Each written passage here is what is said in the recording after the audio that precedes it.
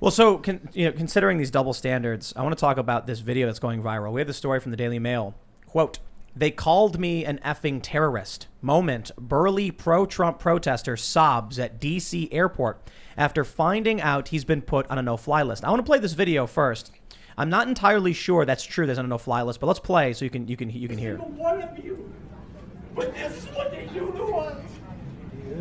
They kick me off the plane. They call me a terrorist, and they want to ruin my life. Sir, please calm down. I was just talking about earlier. So this is just a video. All right, there's a guy walking away. You heard what he said. Basically that quote, "They're calling me an effing terrorist." I heard that it might actually be that he wouldn't wear a mask, and people are assuming it has something to do with what happened at the Capitol, and that he's angry. They're calling me a terrorist because he's not wearing a mask. Right. Maybe.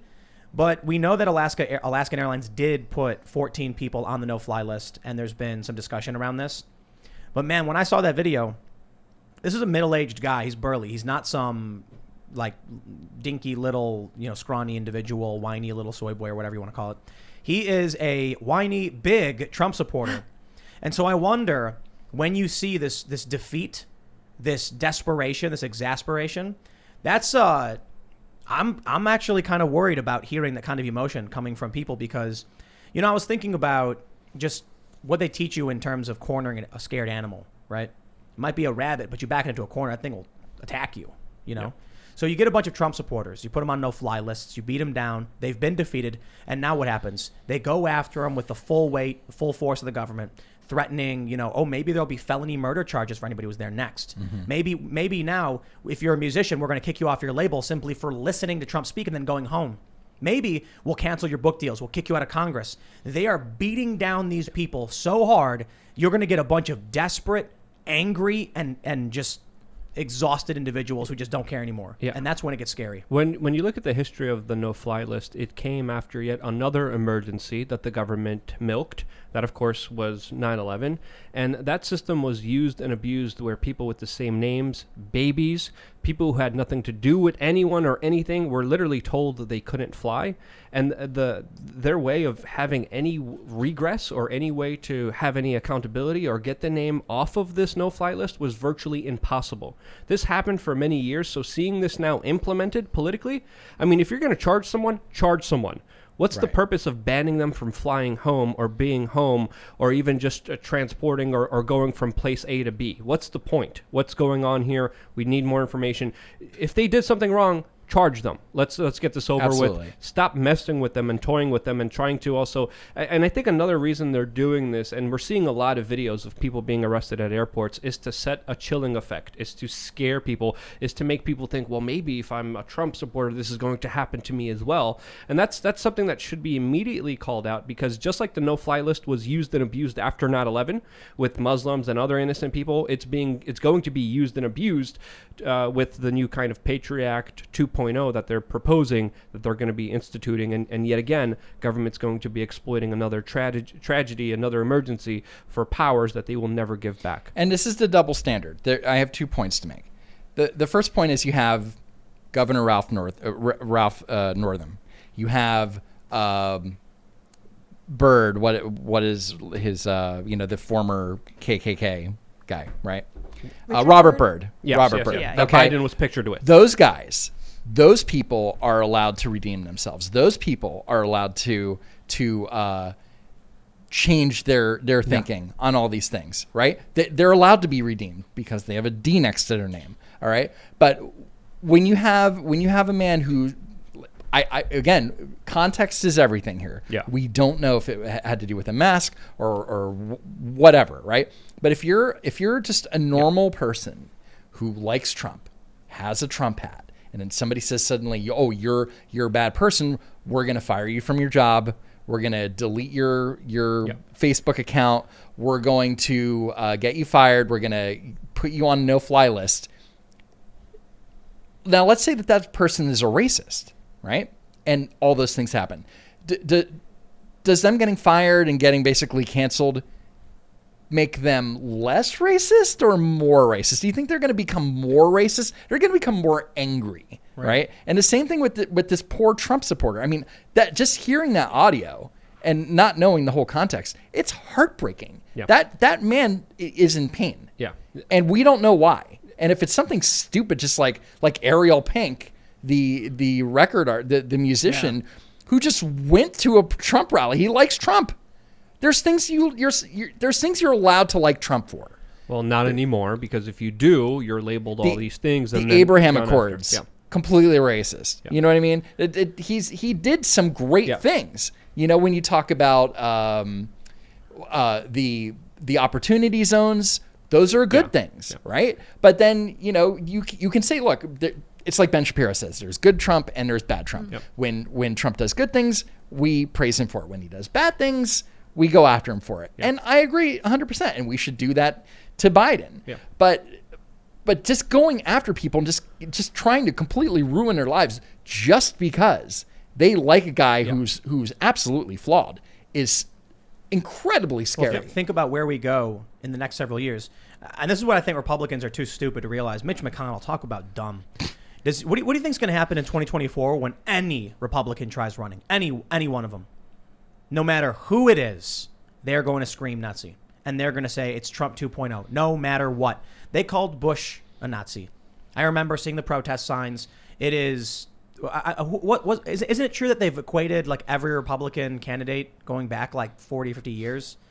He's been called a Nazi or a fascist or something. Oh like yeah, that. they called George Bush a Nazi. They called Ronald Reagan a Nazi. Right. They called George Ronald Bush, Reagan a Nazi. So, you know, spare me your indignation, Democrats, because it's all a game. Well, it's all a game. You look at how bad things are now.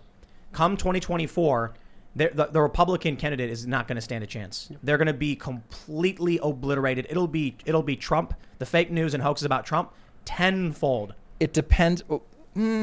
Well, it depends. I mean, we're only looking. I'm sorry. We're only looking at we're looking at it from like one angle, which is Biden's popular now. Biden won, and then whoever runs in 2024, you know, is going to be running against him. Maybe not, because first of all, do you think that Joe Biden is going to be campaigning for a second term? He didn't campaign this time around. Right. So- But he's not gonna have an excuse unless there's like another global pandemic. All right. And if he steps down, anybody could beat Harris.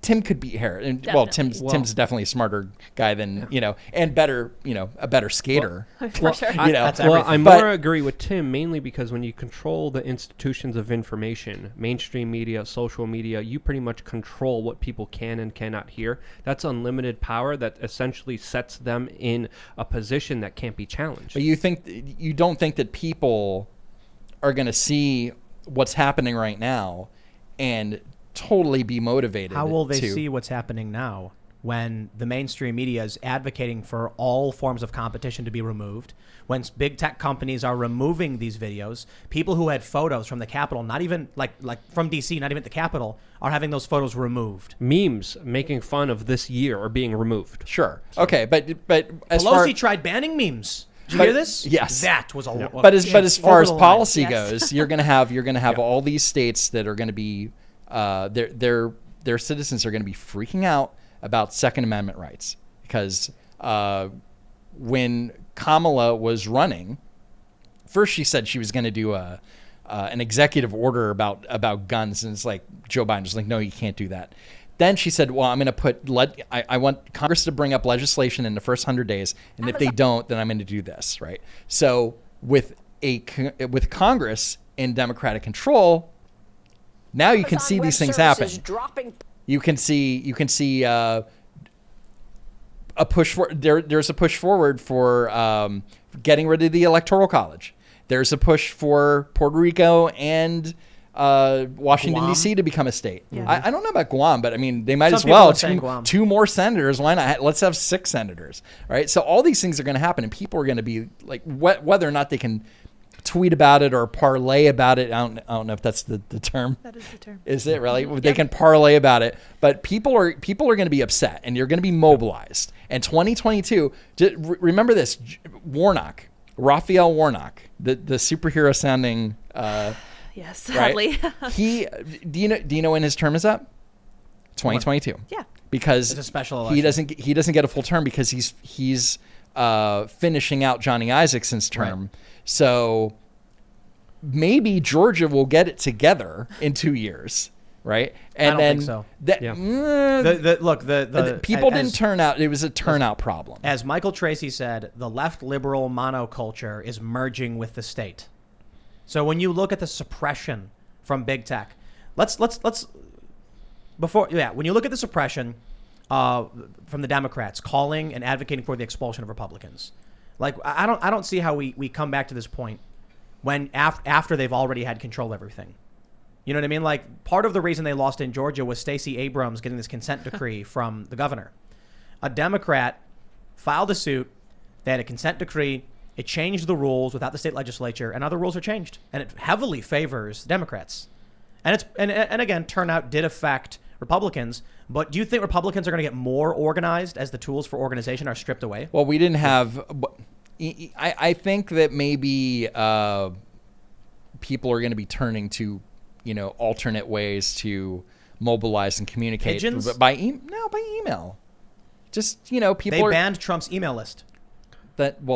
Okay, that's fine, but Smoke signals? You can't. No, listen. You can't do it to everybody, right? I mean, they can. If you put together an email list, they'll just see. Google will be like, this person's doing an email list. He's a fascist. Gotta ban him. Yeah, But but not one if- thing, but one thing not if that's it's good like about the email lists, though, Georgia is deal- you could export your emails and actually have a physical copy of them Right. and move them to another server that Right. might take it down. But another thing that I think personally will happen, I think things will spiral out of control, and this kind of cycle of violence is going to continue. I don't want it to, but I believe that's going to happen because all the ingredients that created this situation, they're being added instead of subtracted it's from 10 this times It's the from the tone. cycle, and it's only going to get worse, and it's only going to keep spiraling out of control, and I don't want it to happen. And I've been warning people, you've been warning people, and all the signs are on the wall that this is going to lead to a crazier, with the no-fly list, what is that going to achieve other than a chilling effect, other than scaring people and creating more people on the fringe? Now, this started let's talk about the merits here, because this was talked about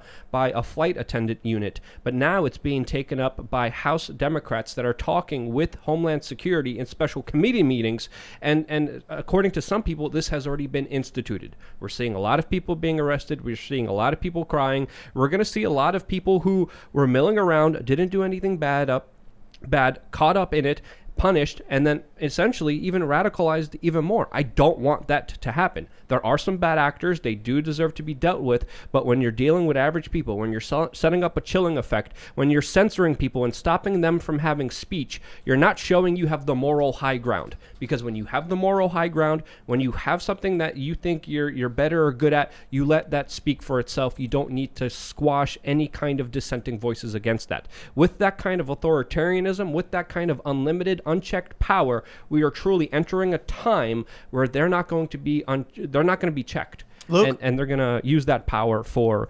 their political enemies. I have to stop you, okay? I have to tell you that these people were monsters. And this next image you're going to see, this person needs to be placed on the no-fly list. Look at this. Look at this shocking image of a little old lady smiling, bewildered. She's holding a little thermos, and she's holding a little American flag. I'm sorry, man. I'm not trying to be mean to her, but she clearly has no idea what's going on. And they're like, it was an insurrection. Yeah. I mean, there was a group of people that were bashing cops, and by all means, charge them. And there were some doting old women who were confused, and the cops opened the doors, and they're like waving little flags as they walk in. Like There were. I think it depends on where if you were breaking windows and going in that way. Yeah, you're probably going to be met with some kind of force. But if you're like grandma's, like, oh, here, let me hold the door open for you, miss. The cops open the door. Yeah, and it's like and there were people taking selfies. I love on Twitter the indignation, like they were taking selfies. Well, and then, like, that cop got suspended. The cop who took the selfie. but like, what was it? What was his crime? kind of Like insurrection is that? if there was like one side of the building where it's like that building's supposed to be open, right? I don't know about the Capitol building, the chambers. No, they had layers not- of security that day, Yeah. making sure people couldn't walk right, in. but maybe not the House floor, but there were definitely some mixed. There was definitely some miscommunication because some people were opening doors, others were trying to hold them shut. So there's this is where it gets scary. Are they going to take so you have a video where the doors are opened and the cops are just standing there. Yeah. And one of the cops says something to the effect of, disagree with it, but agree with your right to protest. I don't know if he says you can disagree with it, but I agree with your right to protest, or I disagree with it. I'm not sure exactly what he says. There's been different quotes from different people. But there are a bunch of people just walking, slowly and like little flags. And then the cops are just standing there and they're like nodding. And like, walking within the ropes. Yep. Staying within the ropes as they walk through. And then there were some people that smashed that bookcase with like that famous literature that was on it. Yeah, sure. I'm so sure that there was like women's historical literature on that listen, one bookcase. I don't buy it. I think that got knocked over because they broke the window to get in. Because and then they boarded up the window and it probably knocked it over. But to get into those buildings though, you do need to go through security. Right. You do need to. I went a year and a half ago, and it's not like the toughest security ever, but they wand you and they check your bags and stuff. They clearly were not doing that. I'm sure you saw what AOC said about it. Something like we're seconds away from half of Congress being assassinated. By this lady. Pull it up again. She was coming for AOC. The American flag was actually an assassin's blade. I'm scared. And her little thermos was actually a spy device for releasing toxic There was a bomb chemicals. in it. True story. But AOC. There were bombs, man. Let's be real. It was dangerous stuff going on. But who knows where those bombs came from? That's true. Right. There's a video of some dude dropping them. Okay. Or like walking up. Well, AOC saying that Trump said to storm the House floor. She said that. She said Trump said to storm the House floor. Yeah. So, or I'm paraphrasing, but she said that Trump said to storm, to go inside and go on the House floor. He never said that. No, he said, let's go to the Capitol and cheer for politicians. And not cheer for others or something like that. He wanted them to he wanted the process to play out. He wanted his hearing finally. And the Trump supporters who went and shut that down. I love thanks, guys. You had the live streamers like, Trump's going to be happy with us. Oh, he's going to be happy that you disrupted the one time, finally, on CNN they would air complaints and evidence. And wow. It was the one thing that we had, and you ruined it. It was the one thing. That's all we had left. And you guys screwed up. Thank you so much. This is why I said the last time I was here that these protests. I said that protests don't do anything. I was wrong. Protests only have a negative effect to the people that are protesting. Right? I actually had people go, "Oh no, the protest is." Yeah, it just set the tone for the next 4 years. Trump terrorists, Trumpism, everything they needed, everything they've been begging for. They've been sitting in their room, lying awake at night, under their covers, their flashlight, wishing just something would happen so they could prove everything they said was true. We've been expecting this for the last 4 years, including Mayor Bowser. Remember that Time magazine? I think it was Time magazine cover of all the angry Trump supporters yelling, and it was like, "What happens if Trump loses?" They gave them everything they've been asking for 4 years. Trump supporters weren't rioting. They weren't smashing windows and screaming and setting fires. No. And they kept saying Trump supporters are dangerous and white supremacy and the far right and all this. And then finally, just before Trump leaves, they had to make sure they left the administration they left the incoming administration that one day to make all of those past 4 years come true. It was almost like they're it was almost like they were saying, maybe BLM had a point. With their, and Gohmert now let's just why don't we kind of co-opt some of their methods and ideas? Maybe that could help us. Louis Gohmert said this when his lawsuit was kicked out. Right. He said, and the message is you have to be as violent as Black Lives Matter or Antifa. Now the funny thing about that is that all of a sudden I saw these lefties, these journalists being like, "Oh no, he's inciting violence," and I'm like, "What? But I thought those were peaceful protests." Right. So if they're as violent as the peaceful protests, they too would be peaceful, no? And of course, there's all the articles, the side-by-side articles, like back from the summer. It's like, violence does have its place. And then they're like, now in 2021, it's like, violence is never the answer. Have you guys seen the most recent Ryan Long skit? Where it's radical right versus radical left protesters. I and have not seen that. And it's so great. Yeah. I love it. There was so much incitement this year. We have to admit it. I mean, there was even a compilation video of all the news organizations, of all the kind of left-wing thought thinkers being like, yes, we have to excuse it. The ends justify the means, and we were calling it out, and it needs to be called out, whether it's from the left or from the right. It doesn't matter. Whenever you invoke violence politically, everyone loses. We're all losing right now, and we're going to lose a lot more unless people heed the warnings that we're sending out there and other people are sending out there, because again, one thing we need to also understand here on this larger point, it's only going to get worse from here. I don't want it to. We have to do everything in our power to try to prevent it, and we're in for a hell of a 2021. Thanks for checking out this clip from the Timcast IRL podcast. We do the show live Monday through Friday at 8 p.m., so come back to check us out when we go live. Don't forget to subscribe, hit the like button, hit the notification bell, and we are also available on all podcast platforms for free if you want to listen to us there. Thanks for hanging out, and we will see you all next time.